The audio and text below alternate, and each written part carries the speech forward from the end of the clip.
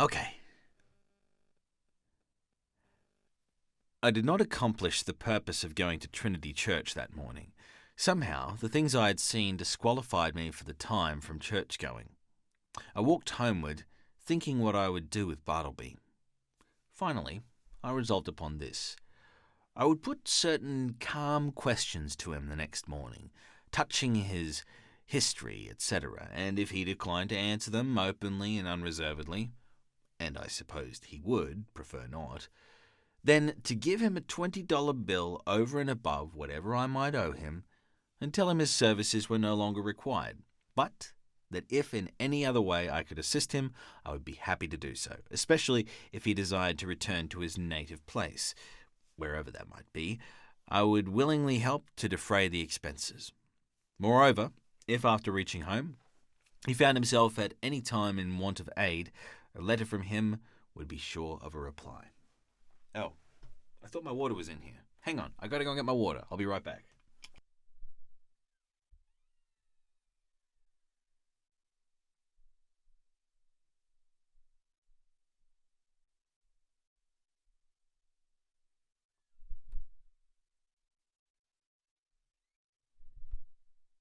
That was a pause. That was a pause for effect. Very advanced actor method. Hope you guys enjoyed it. So a letter from him would be sure of a reply. The next morning came. "Bartleby," said I, gently calling to him behind his screen. No reply. "Bartleby," said I, in still a gentler tone. "Come here. I'm not going to ask you to do anything you would prefer not to do. I simply wish to speak to you." Upon this, he noiselessly slid into view. "Will you tell me, Bartleby, where you were born?" "I would prefer not to." "Will you tell me anything about yourself?" "I would prefer not to." "But what reasonable objection can you have to speak to me? I feel friendly towards you." He did not look at me while I spoke, but kept his glance fixed upon my bust of Cicero, which, as I then sat, was directly behind me, some 6 inches above my head. "What is your answer, Bartleby?" said I, after waiting a considerable time for a reply, during which his countenance remained immovable. Only there was the faintest conceivable tremor of the white, attenuated mouth. "At present, I prefer to give no answer," he said, and retired into his hermitage. It was rather weak in me, I confess, but his manner on this occasion nettled me. Not only did there seem to lurk in it a certain calm disdain, but his perverseness seemed ungrateful, considering the undeniable good usage and indulgence he had received from me. Again I sat ruminating what I should do. Mortified as I was at his behaviour, and resolved as I had been to dismiss him when I entered my offices, nevertheless I strangely felt something superstitious knocking at my heart, and forbidding me to carry out my purpose, and denouncing me for a villain if I dared to breathe one bitter word against this fallenest of mankind. That's right. The guy wants to be seen as a good person. He's got some hang-ups on that. Hi, Christopher. Good to have you here. Welcome, welcome.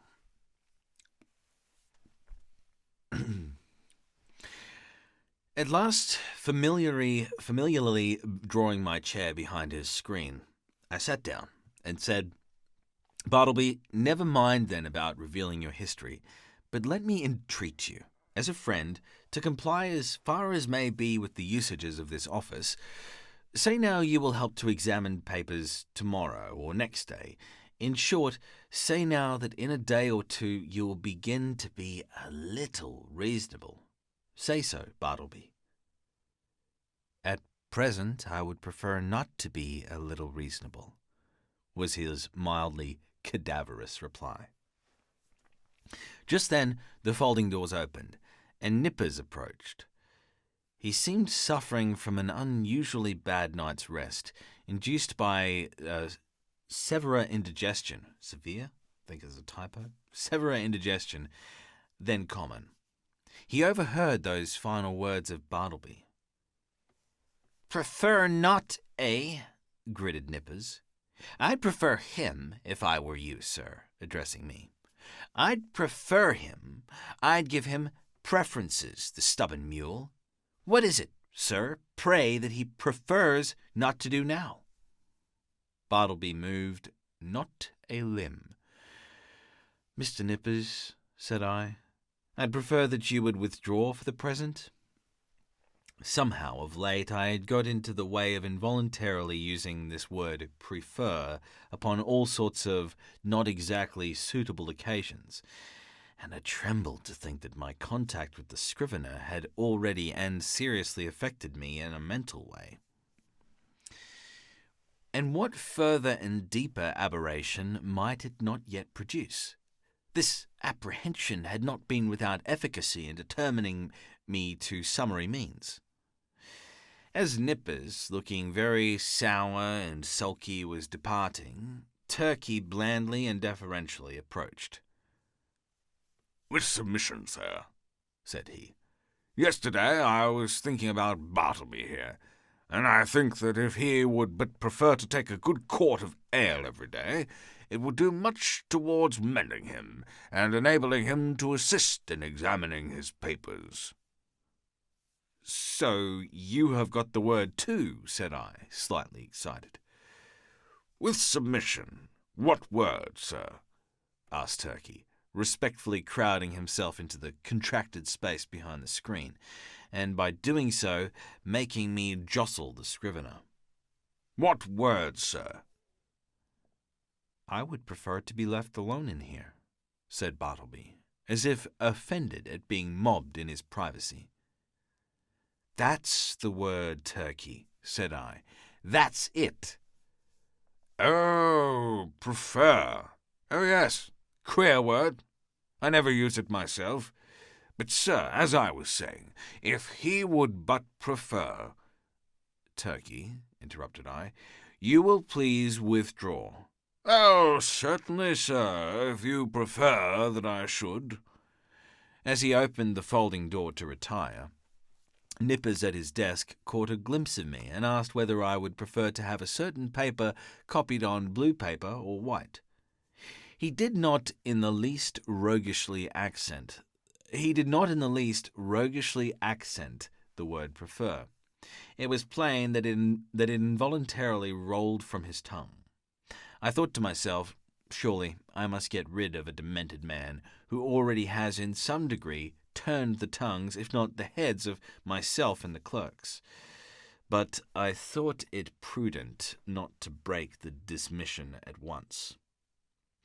The next day, I noticed that Bartleby did nothing but stand at his window in his dead-wall reverie.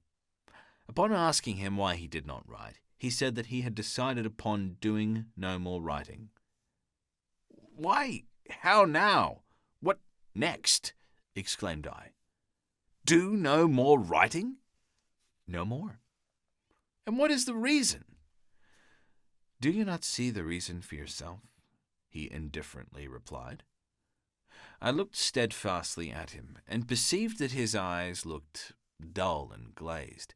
Instantly it occurred to me that his unexampled diligence in copying by his dim window for the first few weeks of his stay with me might have temporarily impaired his vision. I was touched. I said something in condolence with him.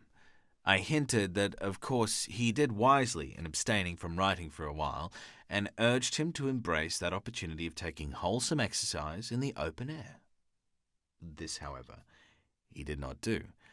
A few days after this, my other clerks being absent, and being in a great hurry to dispatch certain letters by the mail, I thought that having nothing else earthly to do, Bartleby would surely be less inflexible than usual and carry these letters to the post office. But he blankly declined. So much to my inconvenience, I went myself. Still, added days went by. Whether Bartleby's eyes improved or not, I could not say. To all appearance, I thought they did, but when I asked him if they did, he vouchsafed no answer. At all events, he would do no copying. At last, in replying to my urgings, he informed me that he had permanently given up copying. "What?" exclaimed I. "Suppose your eyes should get entirely well, better than ever before. Would you not copy then?" "I have given up copying," he answered, and slid aside. He remained, as ever, a fixture in my chamber. Nay, if that were possible, he became still more of a fixture than before. What was to be done? He would do nothing in the office. Why should he stay here? Why should he stay there?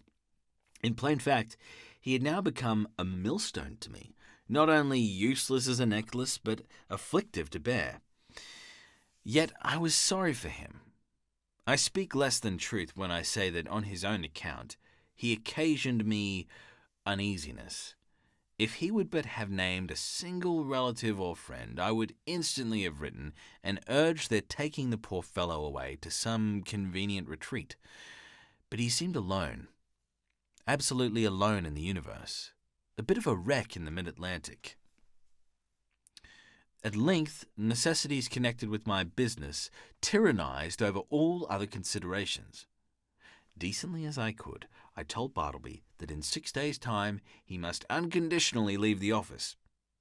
I warned him to take measures, in the interval, for procuring some other abode. I offered to assist him in this endeavour, if he himself would but take the first step towards a removal. "And when you finally quit me, Bartleby," added I shall see that you go not away entirely unprovided. 6 days from this hour, remember." At the expiration of that period, I peeked behind the screen, and lo, Bartleby was there. I buttoned my coat, balanced myself, advanced slowly towards him, touched his shoulder, and said, "The time has come. You must quit this place. I'm sorry for you. Here is money, but you must go." "I would prefer not to," he replied, with his back still towards me. "You must." He remained silent. Now, I had an unbounded confidence in this man's common honesty. He had frequently restored to me sixpences and shillings carelessly dropped upon the floor, for I am apt to be very reckless in such shirt-button affairs. The proceeding, then, which followed, will not be deemed extraordinary. "Bartleby," said I owe you $12 on account. Here are 32. The odd 20 are yours. Will you take it?" And I handed the bills towards him. But he made no motion. "I will leave them here, then," putting them under a weight under the table. A weight on the table. Then, taking my hat and cane and going to the door, I tranquilly turned and added, After you have removed your things from these offices, Bartleby, you will, of course, lock the door, since everyone is now gone for the day. But you, and if you please, slip your key underneath the mat, so that I may have it in the morning. I shall not see you again, so goodbye to you. If hereafter in your new place of abode I can be of any service to you, do not fail to advise me by letter. Goodbye, Bartleby, and fare you well." But he answered not a word. Like the last column of some ruined temple, he remained standing mute and solitary in the middle of the otherwise deserted room.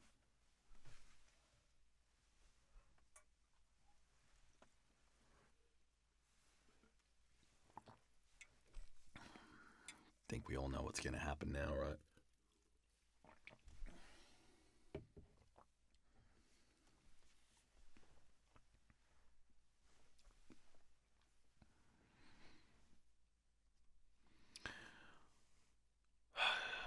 As I walked home in a pensive mood, my vanity got the better of my pity.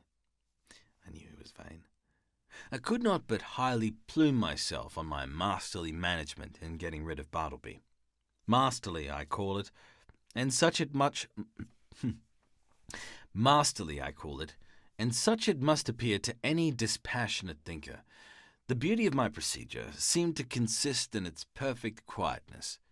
There was no vulgar bullying, no bravado of any sort, no choleric hectoring, and striding to and fro across the apartment, jerking out vehement commands for Bartleby to bundle himself off with his beggarly traps. Nothing of the kind. Without loudly bidding Bartleby depart, as an inferior genius might have done, I assumed the ground that depart he must. And upon that assumption built all I had to say. The more I thought over my procedure, the more I was charmed with it. Nevertheless, next morning, upon awakening, I had my doubts. I had somehow slept off the fumes of vanity. One of the coolest and wisest hours a man has is just after he awakes in the morning. My procedure seemed as sagacious as ever, but only in theory. Sagacious. Sagacious. My procedure seemed as sagacious as ever, but only in theory. Maybe sage-like. I think that might be, maybe that's it. I'm not sure. How it would prove in practice, there was the rub. It was truly a beautiful thought to have assumed Bartleby's departure, but after all, that assumption was simply my own, and none of Bartleby's. The great point was not whether I had assumed that he would quit me, but whether he would prefer to do so. Excuse me. He was more a man of preferences than assumptions. After breakfast, I walked downtown, arguing the probabilities pro and con. One moment I thought it would prove a miserable failure, and Bartleby would be found all alive at my office as usual. The next moment it seemed certain that I should see his chair empty.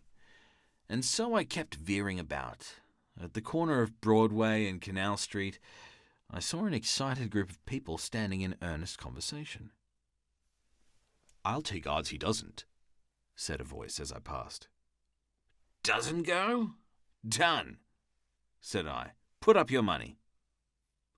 I was instinctively putting my hand in my pocket to produce my own, when I remembered that this was an election day. The words I had overheard bore no reference to Bartleby, but to the success or non-success of some candidate for the mayoralty. Mayoralty. Wow, I've never heard that used before.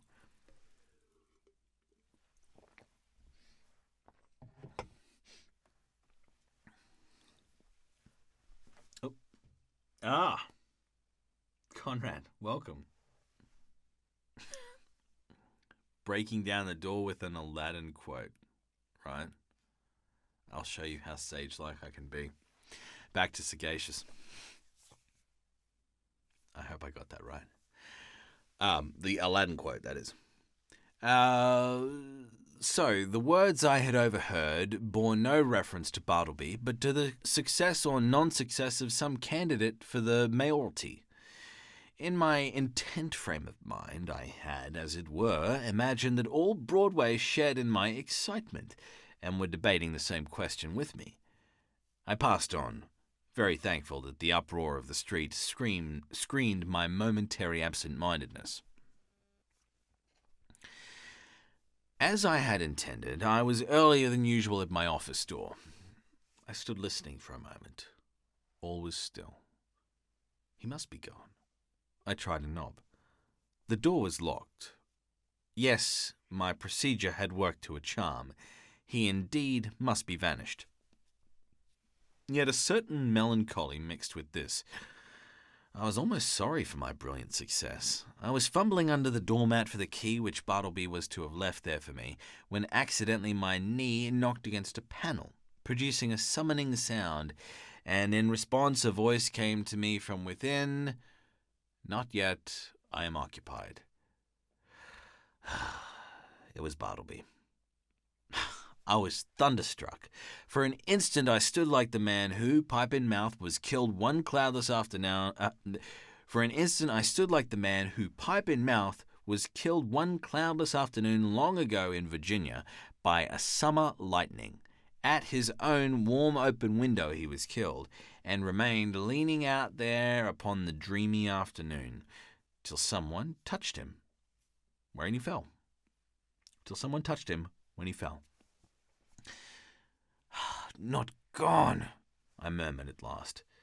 But again, obeying that wondrous ascendancy from the inscrutable scrivener, which the inscrutable scrivener had over me, and from which ascendancy, for all my chafing, I could not completely escape, I slowly went downstairs and out into the street.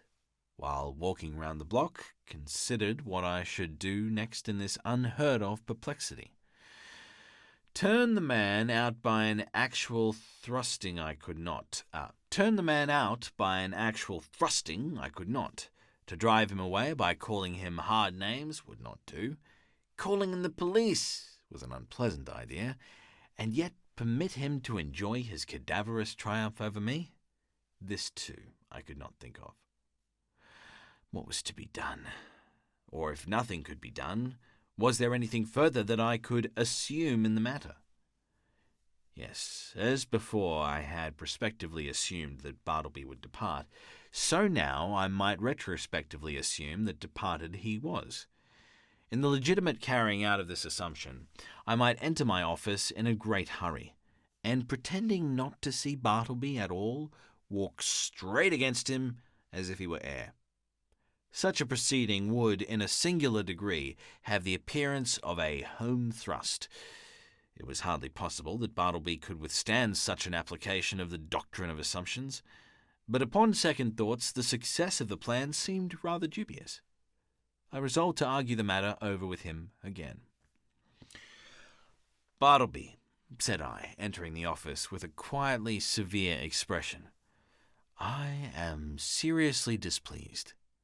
I am pained, Bartleby. I had thought better of you. I had imagined you of such gentlemanly organization that in any delicate dilemma a slight hint would have sufficed. In short, an assumption. But it appears I am deceived. Why," I added, unaffectedly starting, "you have not even touched that money yet," pointing to it just where I had left it in the evening previous. He answered nothing. "Will you, or will you not, quit me?" I now demanded in a sudden passion, advancing close to him. "I would prefer not to quit you," he replied, gently emphasizing the not. "What earthly right do you have to stay here? Do you pay any rent? Do you pay my taxes? Or is this property yours?" He answered nothing. "Are you ready to go on and write now? Are your eyes recovered? Could you copy a small paper for me this morning, or help examine a few lines? Or step round to the post office? In a word, will you do anything at all to give a colouring to your refusal to depart the premises?" He silently retreated into his hermitage. I was now in such a state of nervous resentment that I thought it but prudent to check myself at present from further demonstrations. Bartleby and I were alone. I remembered the tragedy of the unfortunate Adams and the still more unfortunate Colt in the solitary office of the latter, and how poor Colt, being dreadfully incensed by Adams,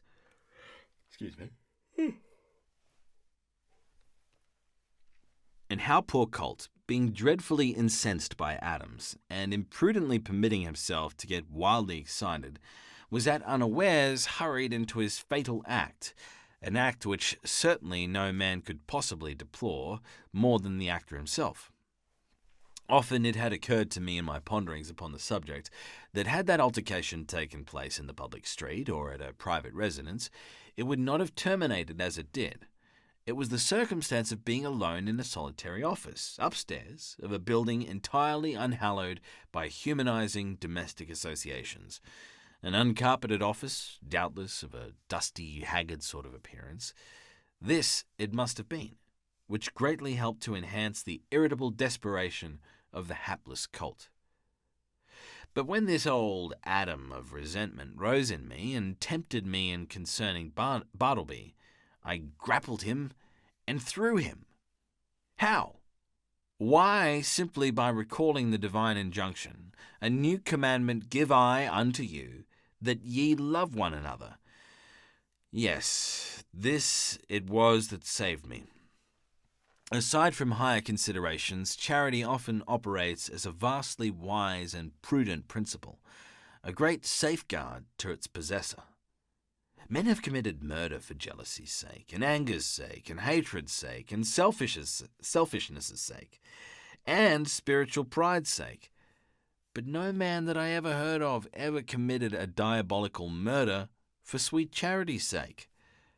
Mere self-interest, then, if no better motive can be enlisted, should, especially with high-tempered men, prompt all beings to charity and philanthropy. At any rate, upon the occasion in question, I strove to drown my exasperated feelings towards the scrivener by benevolently construing his conduct. Poor fellow, thought I. He don't mean anything, and besides, he's seen hard times, and ought to be indulged.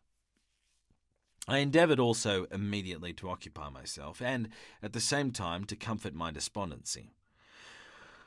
I tried to fancy that in the course of the morning, at such time as might prove agreeable to him,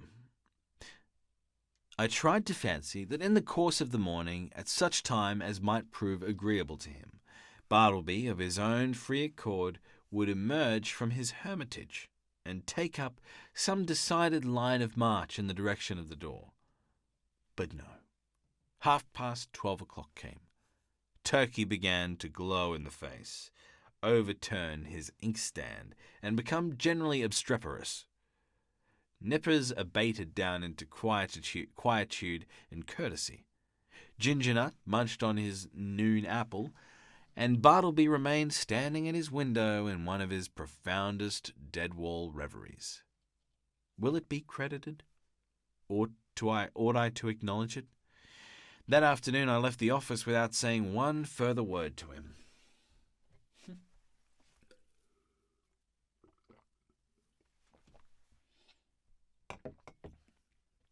So obstreperous is belligerent, right? Something like that.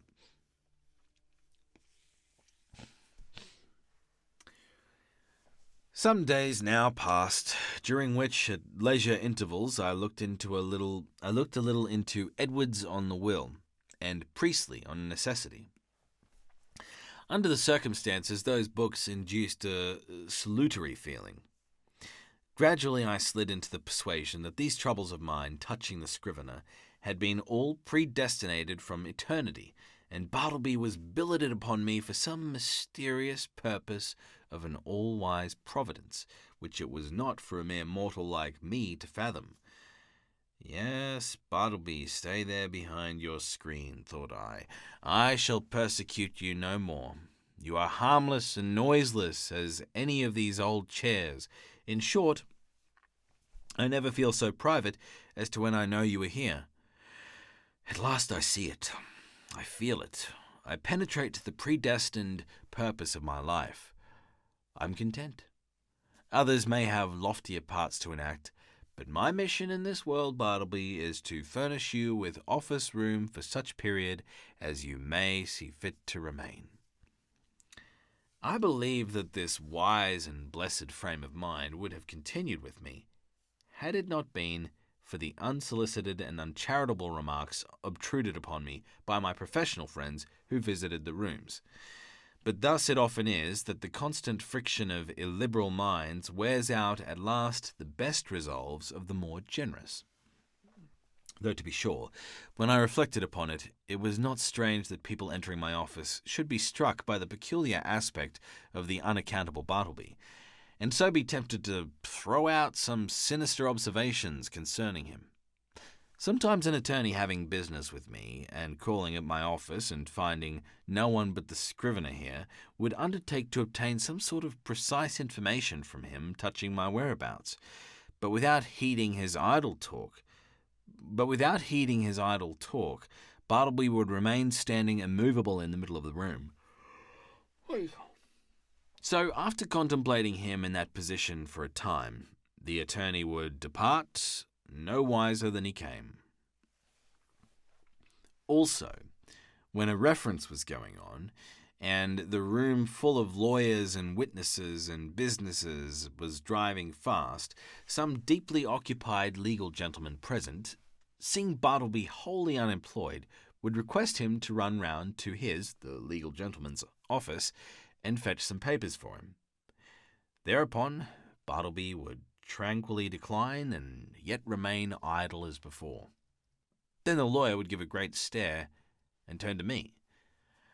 What could I say? At last I was made aware that all through the circle of my professional acquaintance a whisper of wonder was running around, having reference to the strange creature I kept in my office. This worried me very much, and as the idea came upon me of his possibly turning out a long-lived man and keep occupying my chambers, and denying my authority, and perplexing my visitors, and scandalizing my professional reputation, and casting a general gloom over the premises, keeping soul and body together to the last upon his savings, for doubtless he spent but a half-dime a day, and in the end perhaps outlived me and claimed possession of my office by right of his perpetual occupancy. As all these dark anticipations crowded upon me more and more, and my friends continually intruded their relentless remarks upon the apparition in my room, a great change was wrought in me. I resolved to gather all my faculties together, and for ever rid me of this intolerable incubus.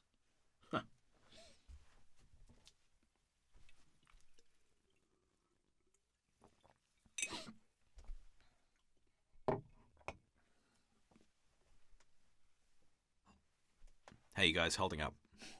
Following it? It's definitely written a little more, I don't know, obstreperously than Sherlock. I don't know if it's obstreperous, but it's yeah, fairly ornate, flowery, old school. Ear-revolving, any complicated project, however, adapted to this end, I first simply suggested to Bartleby the propriety of his permanent departure. Oh, you get live subtitles? That's amazing. That's crazy. How do you even do that? Live? Oh yeah, subtitle. Oh no, that's comments. Oh well, that's crazy. I'll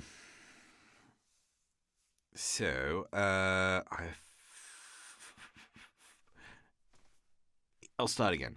Ear-revolving, any complicated project, however, adapted to this end, I first simply suggested to Bartleby the propriety of his permanent departure.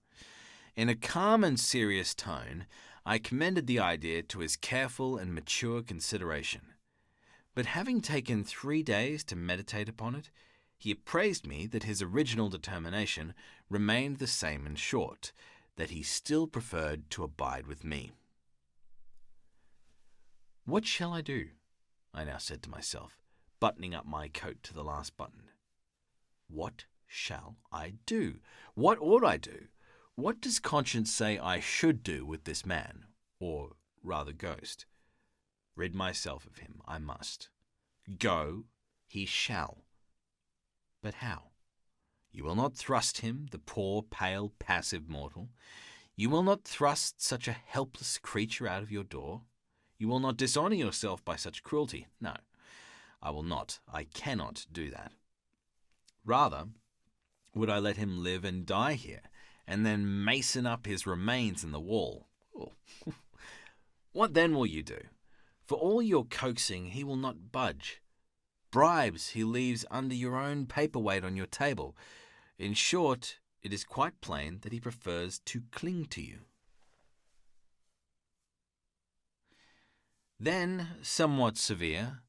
Then something severe, something unusual must be done. What? Surely you will not have him collared by a constable, and commit his innocent pallor to the common jail. And upon what ground could you procure such a thing to be done? A vagrant, is he? What? He, a vagrant, a wanderer who refuses to budge? It is because he will not be a vagrant, then, that you seek to count him as a vagrant. That is too absurd. No visible means of support. There I have him. Wrong again. For indubitably he does support himself, and that is the only unanswerable proof that any man can show of his possessing the means so to do. No more then. Since he will not quit me, I must quit him. I will change my offices. I will move elsewhere, and give him fair notice that if I find him on my new premises, I will then proceed against him as a common trespasser. Love that he used indubitably. That was my favourite word for many years. And when I was in high school and I had to write assignments, I made it my mission to use the word indubitably at least once in every assignment. And it didn't matter what the project was. I don't know if my parents remember that. Dad, you're in the room. I don't know if you remember that, or if I ever made note of it. But that was my hobby in high school, using the word indubitably in a maths assignment or a music assignment. Yeah, I was a weird kid. Guess nothing's changed really, except how much I use indubitably, which should change. I should use indubitably more often now. Anyway,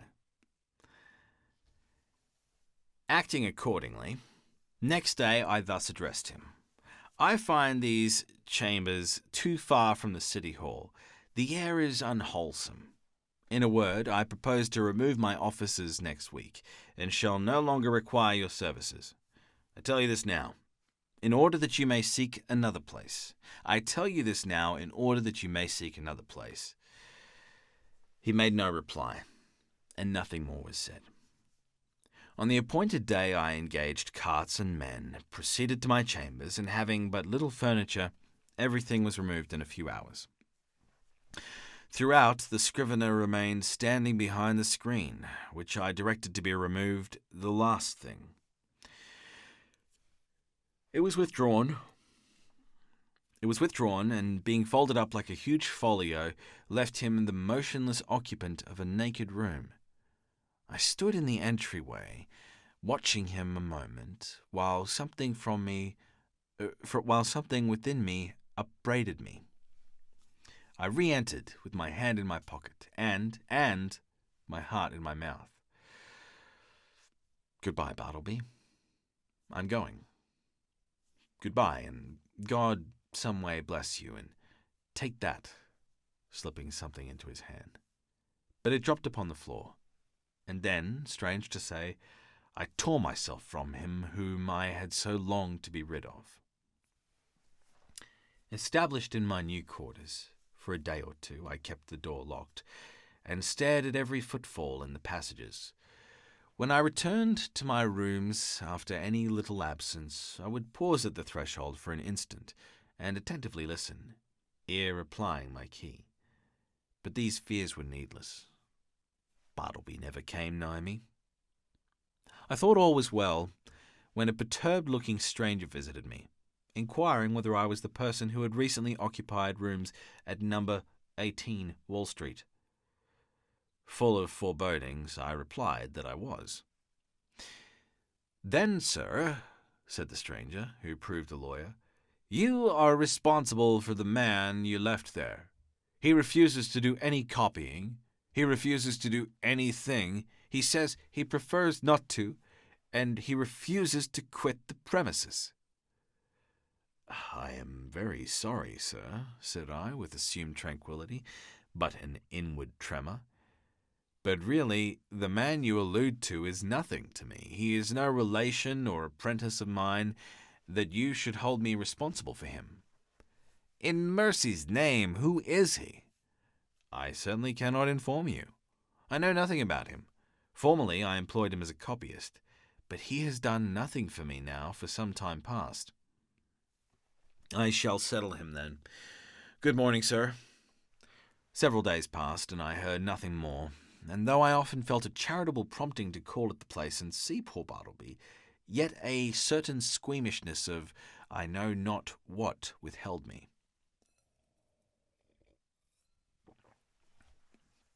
All is over with him by this time, thought I at last. When through another week no further intelligence reached me.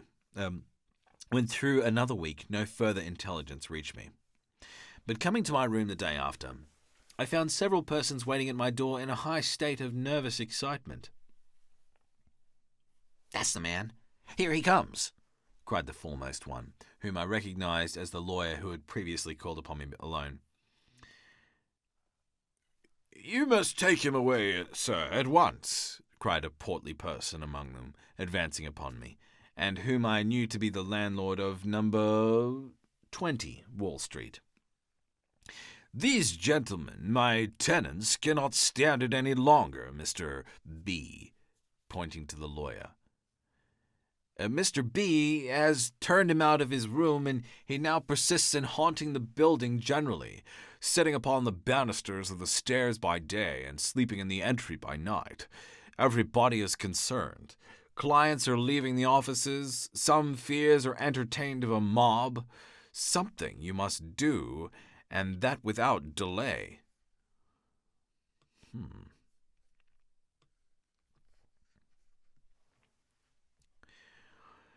Aghast at this torrent, I fell back before it, and would fain have locked myself in my new quarters.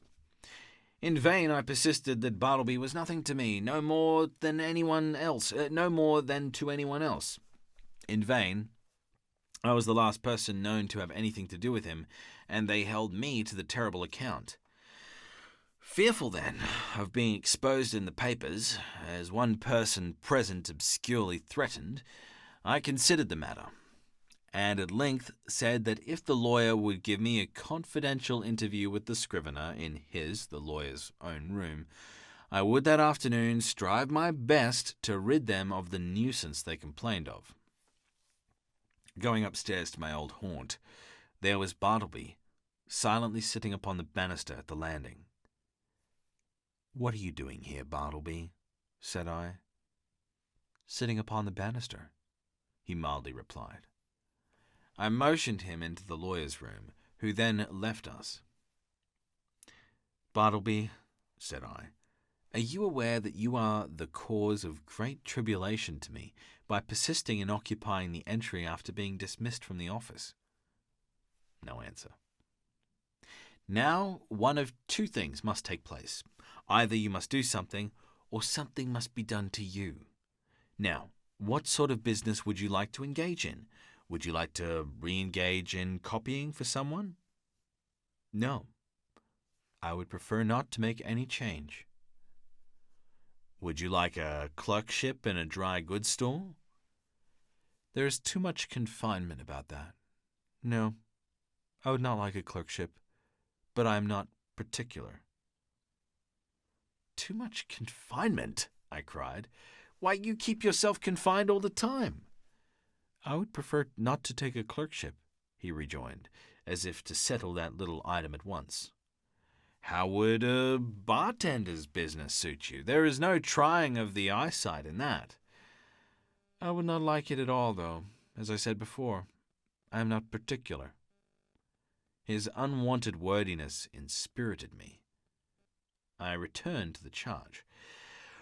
"Well, then, would you like to travel throughout the country collecting bills for the merchants? That would improve your health." "No, I would prefer to be doing something else."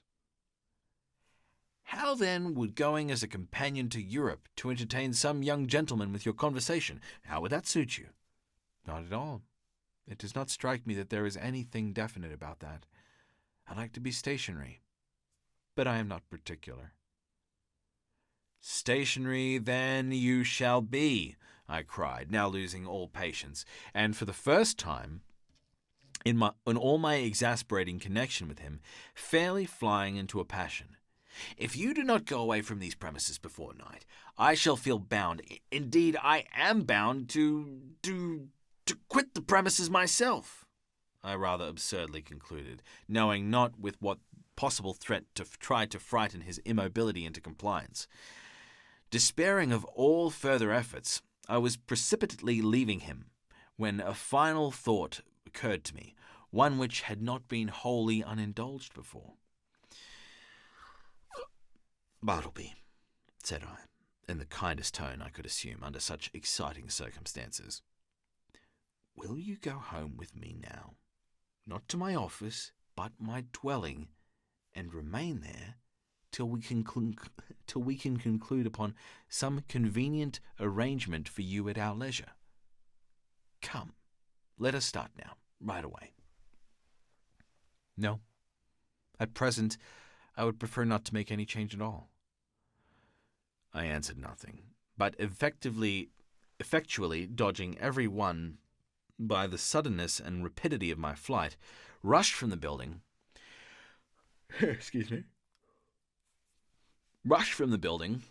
ran up Wall Street towards Broadway, and jumping into the first omnibus, was soon removed from pursuit. As soon as tranquillity returned, I distinctly perceived that I had now done all that I possibly could, both in respect to the demands of the landlord and his tenants, and with regard to my own desire and sense of duty to benefit Bartleby, and shield him from rude persecution.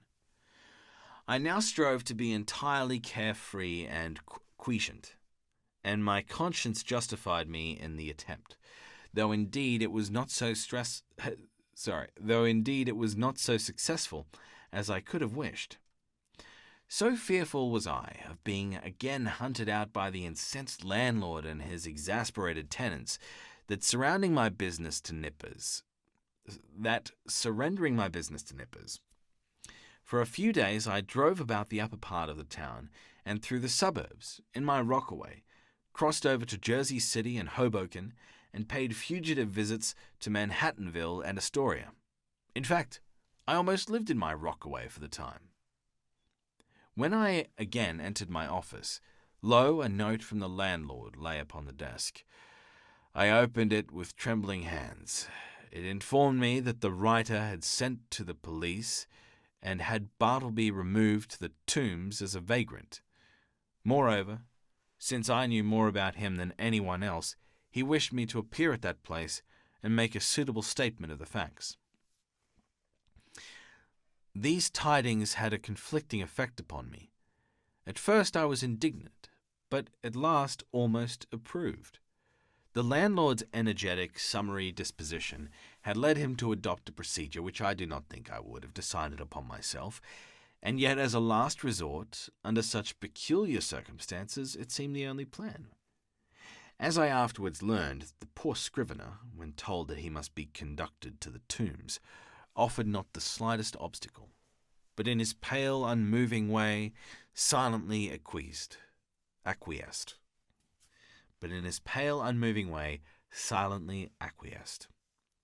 Some of the compassionate and curious bystanders joined the party, and headed by one of the constables arm in arm with Bartleby, the silent procession filled its way through all the noise and heat and joy of the roaring thoroughfares at noon. The same day I received the note I went to the Tombs, or to speak more properly, the halls of justice. Seeking the right officer, I stated the purpose of my call, and was informed that the individual I described was indeed within. I then assured the functionary that Bartleby was a perfectly honest man, and greatly to be compassionated, however unaccountably eccentric. I narrated all I knew, and closed by suggesting the idea of letting him remain in as indulgent confinement as possible till something less harsh might be done, though indeed I hardly knew what. At all events, if nothing else could be decided upon, the almshouse must receive him. I then begged to have an interview. Being under no disgraceful charge, and quite serene and harmless in all his ways, they had permitted him freely to wander about the prison, and especially in the enclosed, grass-platted yard thereof. And so I found him there, standing all alone in the quietest of the yards, his face towards a high wall, while all around, from the narrow slits of the jail windows, I thought I saw peering out upon him the eyes of murderers and thieves. "Bartleby." "I know you," he said without looking round, "and I want nothing to say to you." "It was not I that brought you here, Bartleby," said I, keenly pained at his implied suspicion. "And to you this should not be so vile a place.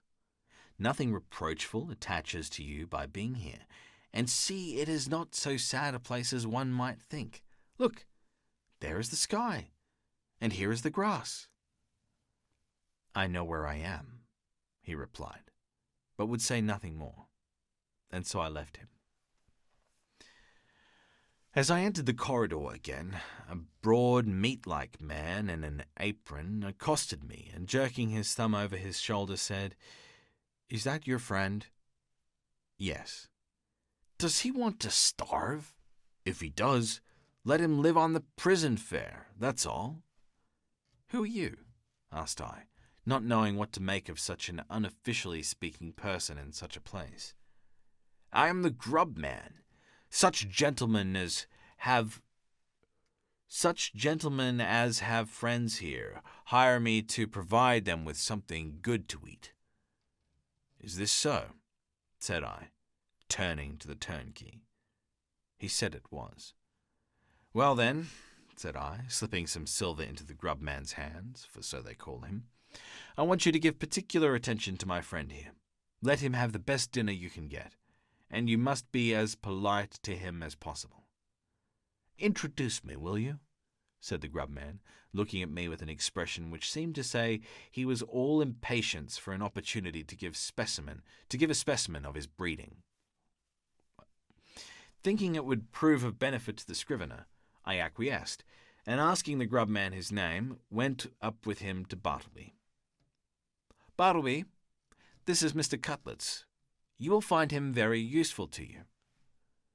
"Your savant, sir, your savant," said the grub man, making a low salutation behind his apron. "Hope you find it pleasant here, sir.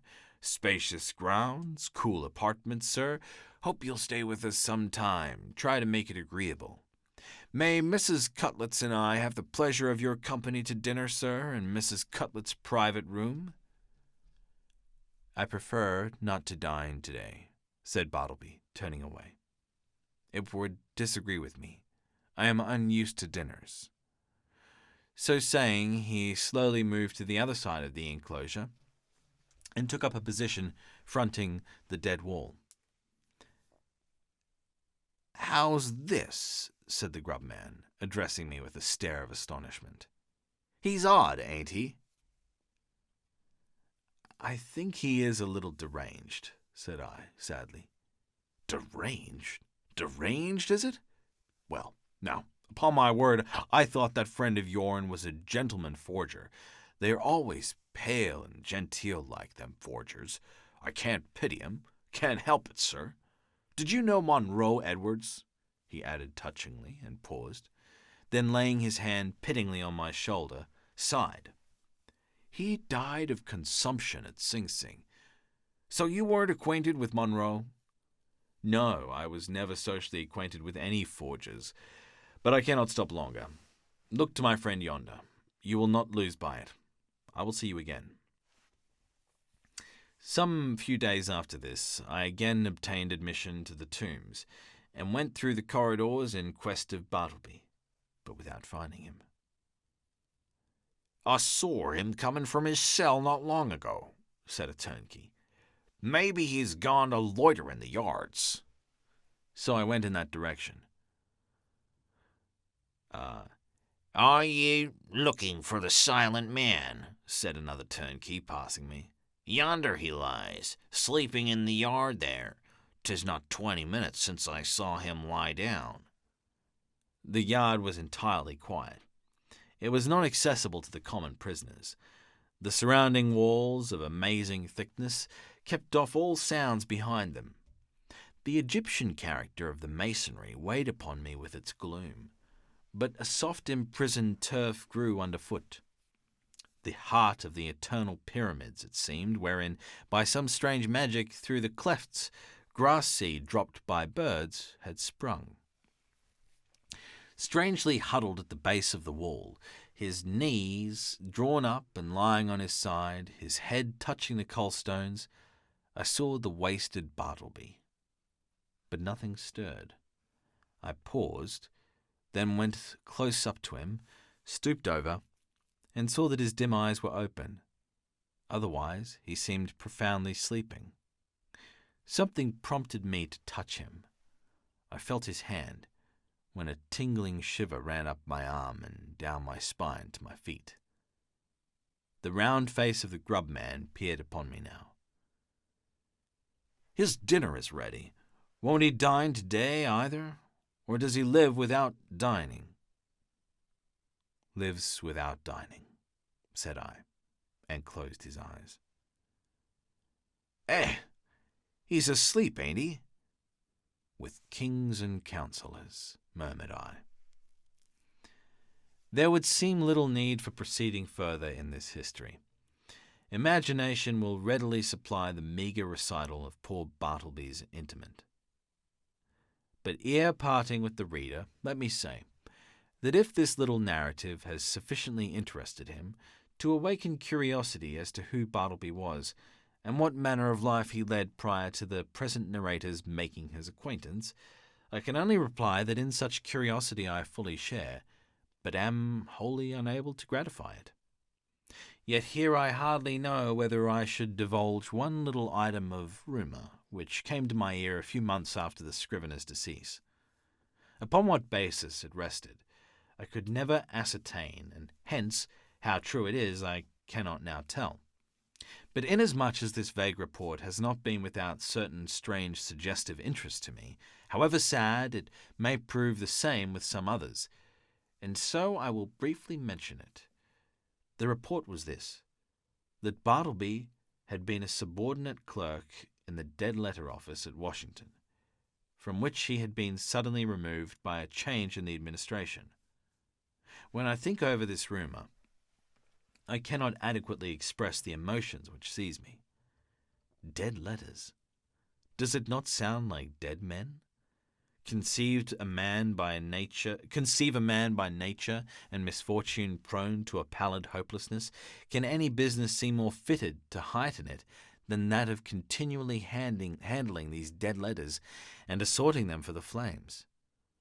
For by the cartload they are annually burned. Sometimes from out the folded paper the pale clerk takes a ring. The finger it was meant for, perhaps, moulders in the grave.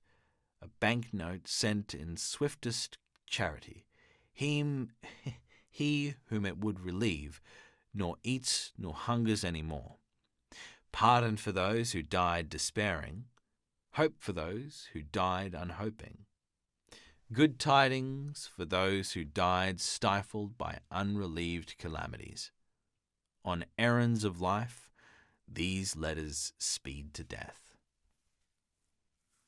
Ah, Bartleby. Ah, humanity. And that's it. The end.